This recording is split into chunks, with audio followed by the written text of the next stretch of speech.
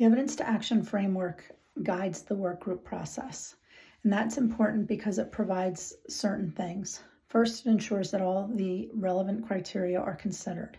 Second, it makes sure that both the pros and the cons of any policy decision are considered. Third, it ensures a way, a framework for the discussions to ensure that everyone's voice is heard.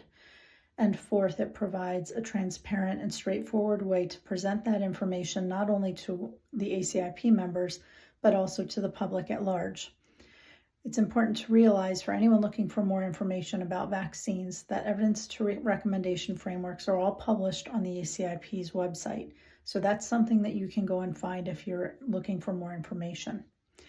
Now, the EtR process, as well as the subsequent publications, have three sections: a background section, a criterion section, and a conclusions section.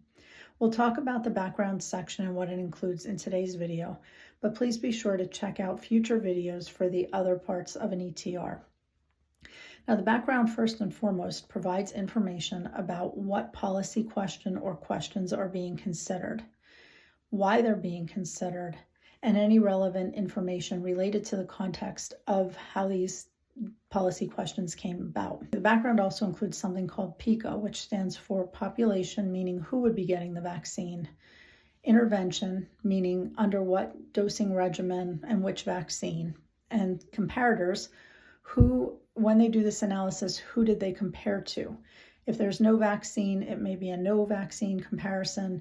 If it's an existing vaccine or a change to the dosing schedule, then either an existing vaccine or the existing schedule would be used as comparators. Sometimes they use multiple comparators in these analyses. And then finally, the outcome, which is not only how much disease prevention would be expected, but if there are any side effects, the severity of those side effects and what would be expected in that regard as well.